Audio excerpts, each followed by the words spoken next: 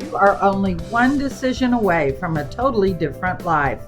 Just one. It may be big, it may seem simple, but it can change your world. What is your one decision?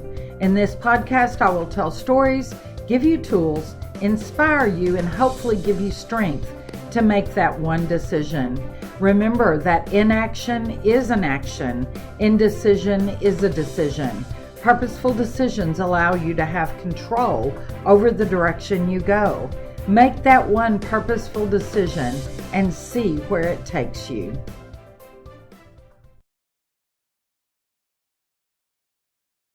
Hello and welcome back to the One Decision podcast with Dr. Connie Swain.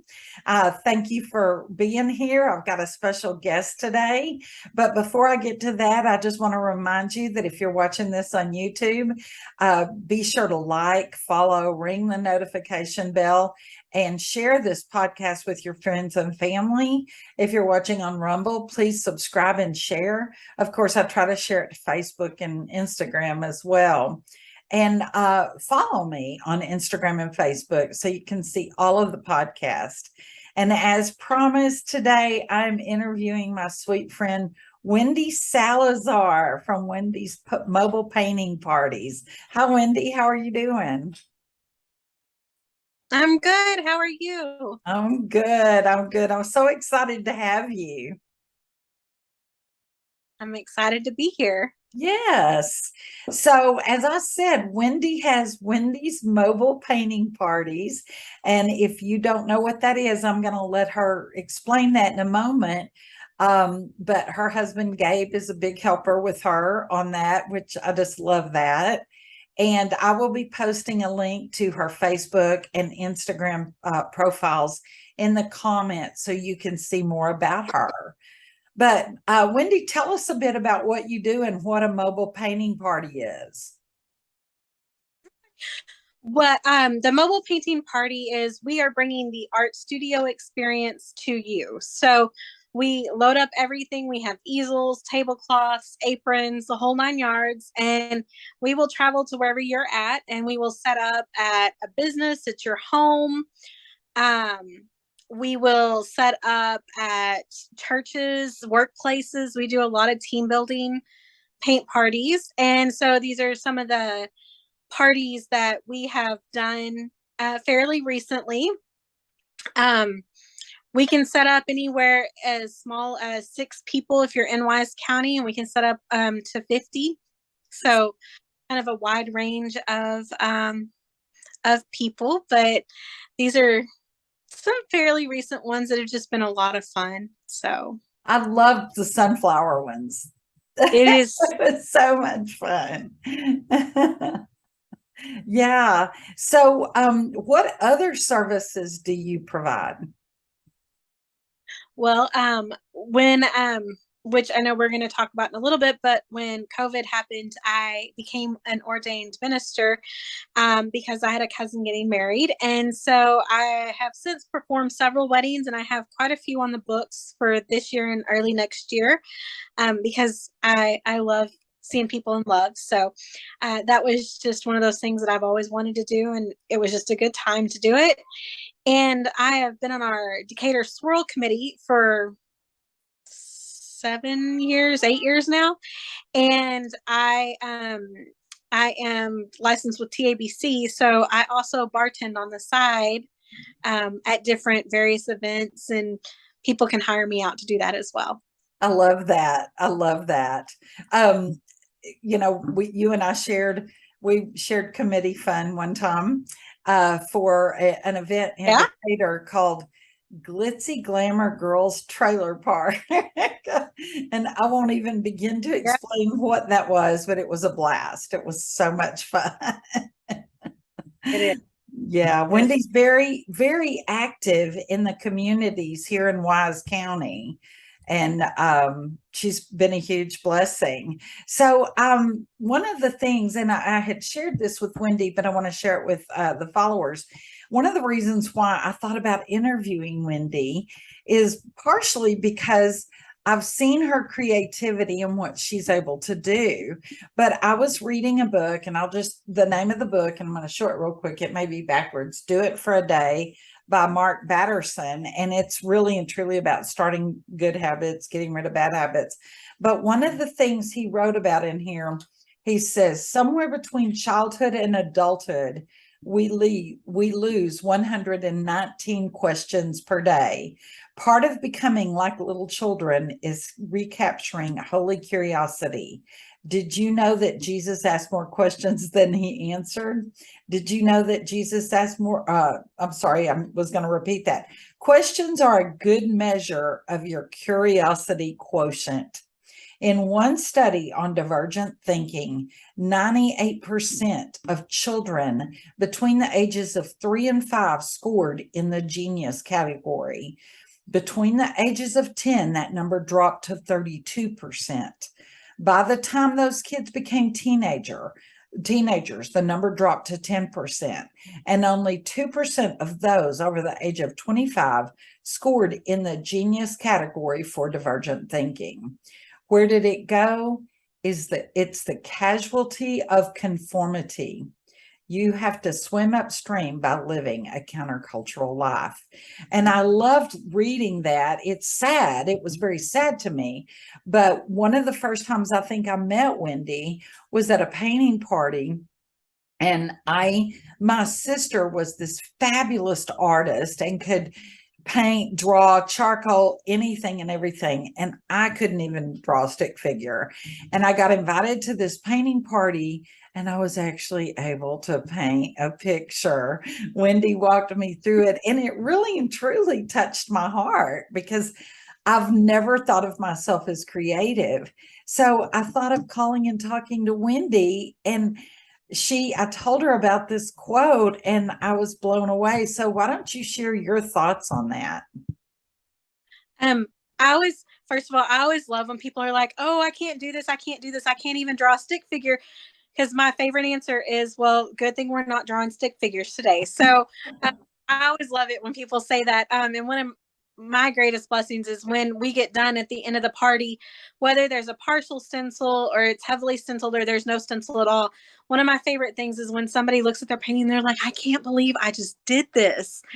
And I really feel as we get older, we lose a lot of that creativity. We're so focused on career and family and relationships, and we have such full plates that as we get a little bit older, it's really hard to work that creativity in. And I feel like it's very important. Yes, Very doing that. that is so good. Thank you. Yeah, I love that. And obviously, because you could see in the pictures I showed, it brings a lot of joy to people's lives, and it brings community, fellowship, and it builds relationships. I love it. When I first started doing this, I was told there was two ways you can take this business. You can do an art business, which you really focus on different techniques and styles and all the different ranges of art, or you can do it as entertainment. And my heart told me go with entertainment because it doesn't matter if you've picked up a paintbrush before, if you're amazing at it, or if you've never sat in front of a canvas before. Like, I want everybody just to have a good time.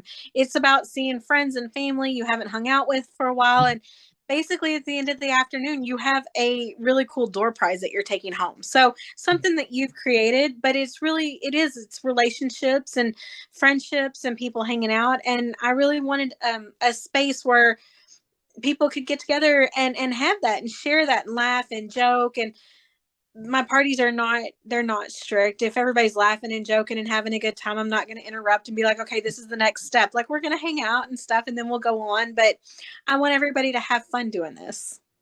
That's greatness. I love that. Well, what was your life like before you made the decision to start this?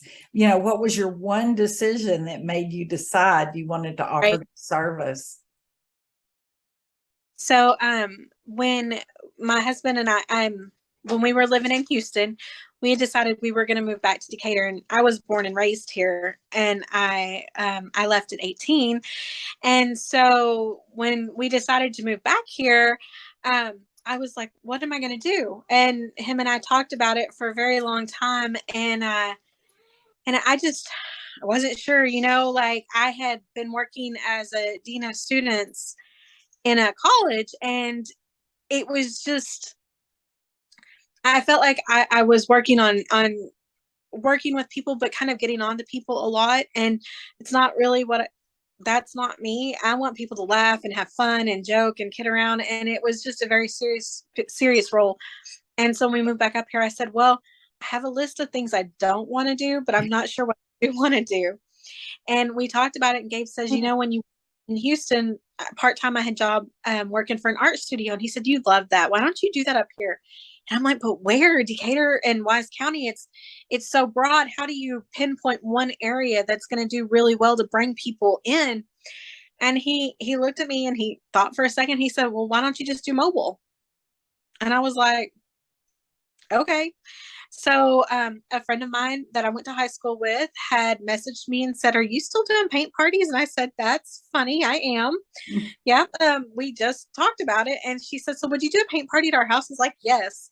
So I got everything together, got it all ordered, situated and stuff. And when we first started out, it was maybe 10 or 15 people, 20 is a max. I can set up to 50 now. And we kind of travel all over. We have a contract with a military base near here. And so once a month or so, we're up there painting with them, but we travel all over now. So I love that. yeah, it's been amazing. It has, yeah.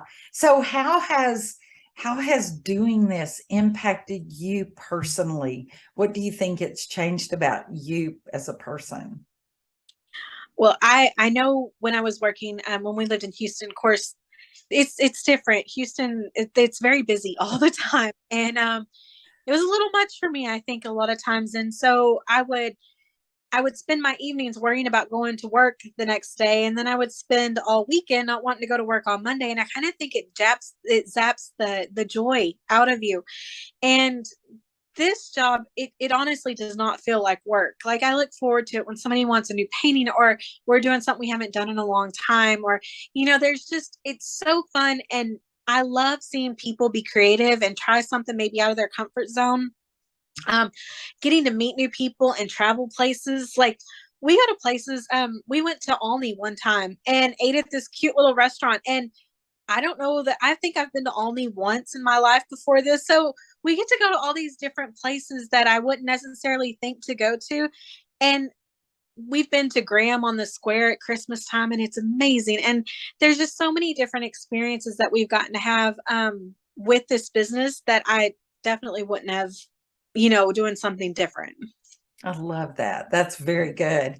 So how did you talked about you got your became ordained and got your TABC license, but during quarantine, and I shared a moment ago with you that I knew how active you were before quarantine with the parties. And I remember during quarantine, as we were all sitting around the house doing nothing, I was on Facebook and saw something that made me think, oh my gosh, I hope Wendy survives this.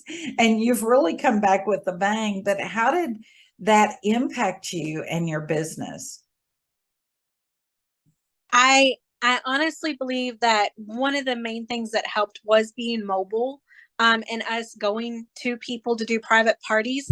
But I will tell you, the first couple of months, when everything kind of shut down, Mhm. we did shut down for a good maybe 2 months. And I had a family contact me, and they said, hey, I don't know if you're still doing parties, but this is all family members. We're all around each other. Would you consider still doing this party? We'd had it booked. Oh, And I was like, yeah, we will.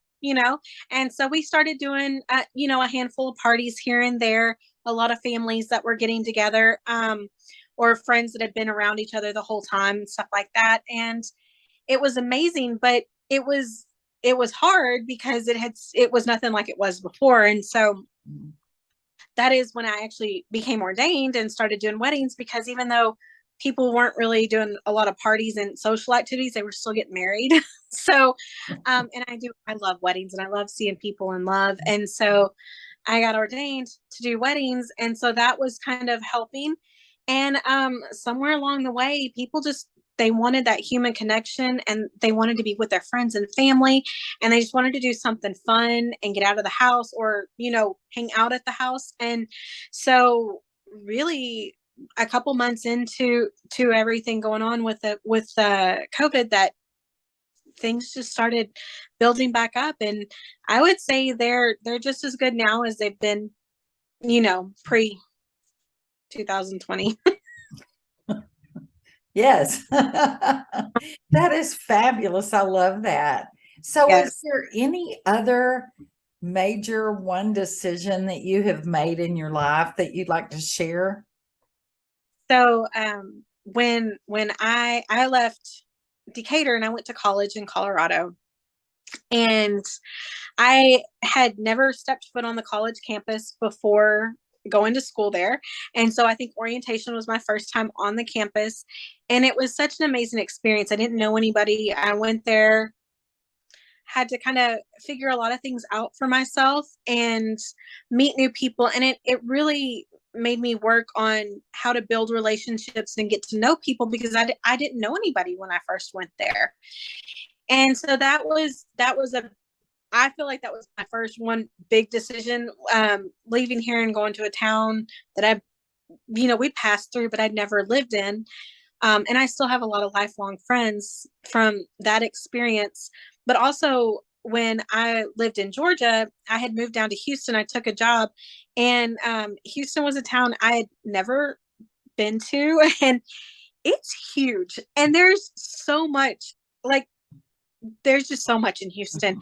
And to be young and single and move down there and not know anywhere. And this was before we had smartphones, really. So like I had my little GPS thing that I have to type in everything and stuff. And I really had to learn a lot of things and figure out things on my own. But it's also where I got to meet my husband. And so I feel like there's been a lot of things in my life that I've made some big decisions, and some of them on a whim and some of them on a, I really thought about it. Mhm. But I moved to Houston because I wanted to be close to parents. And now we're back here in Decatur, and they live like around a tree in the in our field, like where we share property together. So they're like right here. So it's just, I feel like a lot of things have been connected and yet individual at the same time. So That's a great journey. I love yeah. that. I love that. So what would you tell someone who may be feeling stuck in their life and they need to make a decision? As I said, the whole theme of this podcast is we are all literally one decision away from a totally different life. So what kind of advice, or what would you tell someone who might need to make that one decision? Well, one, don't give up on your daydream. Like if there's something out there that you are passionate about and that you love, find a way to make it work. Like it's out there. And maybe it's not going to happen in the next year. Maybe it's a 2-year plan or a 3-year, 5-year, whatever. But if there's something that you are very passionate about, that you love to do, keep working towards that goal. Like you can make that happen. And two, I don't be afraid to fail. That I have that quote on so many different things. Don't be afraid to fail. If you're always afraid to fail, you're not going to take that next leap. And maybe that next leap is what helps get you to that dream job, or maybe getting some new scenery helps get you out of a funk. And maybe you need a new town to start over or something, or, there's so many different things. If you're stuck in something, there's so many other opportunities, because our life is not guaranteed. None of us know how long we're going to be around. And if you keep waiting on something that may or may not change, but you're not actively working to change it, it's just going to stay the same. So some of that I feel like is a little bit in our control, in our hands, because you can help things change and move along. If you're not happy with something, fix it. Work towards it. Put some small steps on paper and do those few steps, and then write some other steps and just keep working on that. But don't be afraid of failure, because then you're gonna not fully jump in. That's so good. There's a famous author that says all the time, do it afraid, Yes. What can Yes. you lose? What can you Yes. lose? Yep. And the reality is, in this life, you will stumble. We all are Yeah. going to stumble, and we're all Yep. going to have situations where we might mess up or things might not go the way we planned, but we've got to still Absolutely. move forward and keep going. And you stumble. Stumbling is just another opportunity to learn how not to do it. Exactly. Which is kind of, don't be afraid to fail. It's the same thing. If you fail at something, then you go back to the drawing board and you rework it a different way until you're not failing. Exactly. That's so good. Were there times when you looked up thinking, what was I thinking? And you know, we laugh about it now, but I look back at some of my first paintings, you know, and I'm like, oh, you know, like I do that so much differently now. But I paint all the time, and that's one of the things I think that's helped me is that it's consistent, and it's I just keep working on things, and I keep trying new stuff, and sometimes it works and sometimes it doesn't. And sometimes I will start a new painting that I want to add into the library. And you know, I may do that painting 5 or 6 times, and I may do it 10 before I get it to where I'm like, okay, this is the one, like this will work. So part of that is, you know, you just kind of have to keep working at stuff. Like if it's not going right, maybe you got to go left. That's good. I was sitting here thinking well, earlier you had sent me those pictures, and I went to, I trolled your Facebook and your Insta for a little bit because I was wanting to see if I could find a picture of the Christmas parade. Oh, It was so much fun. My church home group, we were in the Christmas parade, and as we were lining up for the Christmas parade, I was walking up and down just to see who all I knew. And this was fabulous. She had a mobile painting party on a trailer, and they were going to go through the Christmas parade. tell you, parades are so hard. Like I was we thought about a week out. We started working on the float because it was kind of a last minute thing. We had an opening and I was like, let's do it. Let's do it. I've wanted to do this for 8 years. Let's just do it. So we started working on stuff, and I was pretty proud of it when we were here. And then when I took it and put it next to the other floats, I was like, whoa, like I got work to do.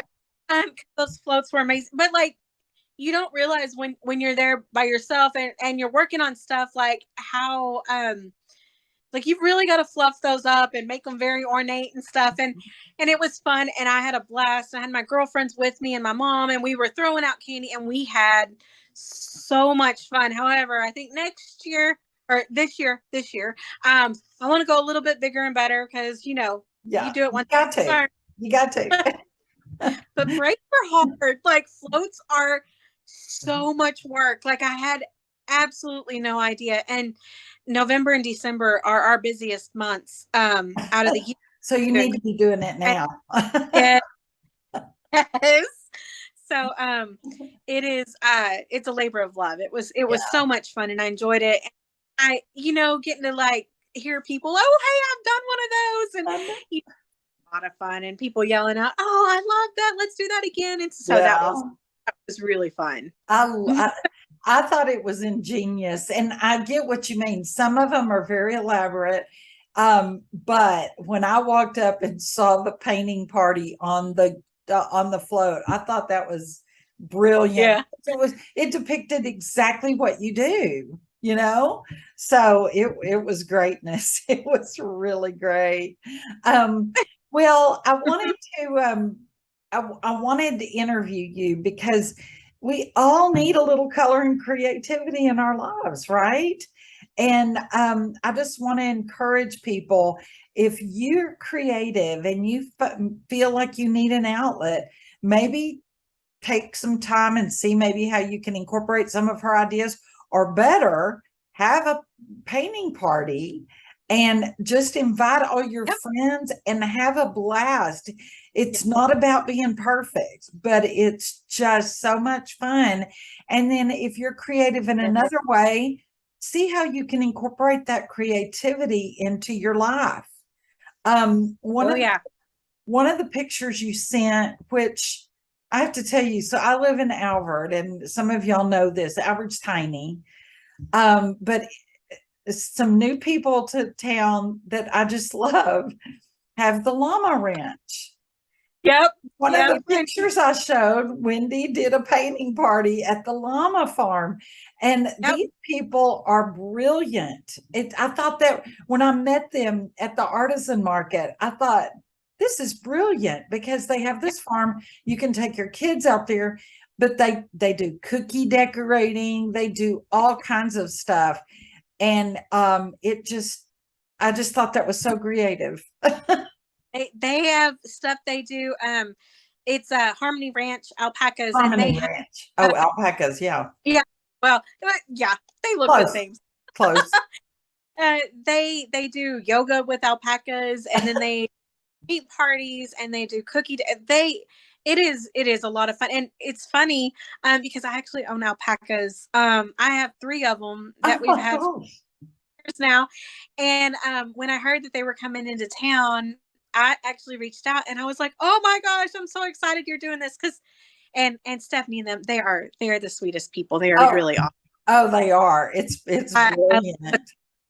It's so fun that Alward, which, like you said, it's such a tiny community, and then they have this really cool thing that you don't really see around the Metroplex, So I think it's a really great thing what they're doing. Well, and I love just the creativity. Like I had never heard of the mobile painting parties before I met you. I mean, never. And I love, of course, a lot of different creative things have popped up. And so I think there are so many people that are truly creative, but they're stifled in their creativity because they don't know what to do with it. And so I just want to encourage people because it brings people joy. It brings the world joy and it makes it a better place. So yeah. Yep. Well, please, please, please reach out to Wendy. Like I said, the link's going to be below. Reach out to her. She lives in Wise County, but as she said, she'll go a lot of other places. I've seen her, like, I think you did one at Fort Sill, and I'm like, what the heck? Yep. So, and if you look on Facebook or Instagram, you'll see more photos. Wendy, thank you so much for joining me. It's been a blast. Thank you for having me on. I've enjoyed it. Oh, it's been so much fun. I'm sure we'll see each other again soon. After looking at your pictures, you inspired me. I'm trying to think, okay, where could I do this? I think I can do it on my back porch. It's big. So I'll give you a call. We'll get this going. Well, thank you again. And it's so good to see you. And to everyone, thanks for joining me, and stay tuned as I upload more podcasts in the future. I've got some more interviews coming. Like, share, comment, subscribe, and follow me in this series. I'm Dr. Connie Swain with the One Decision Podcast. See you next time.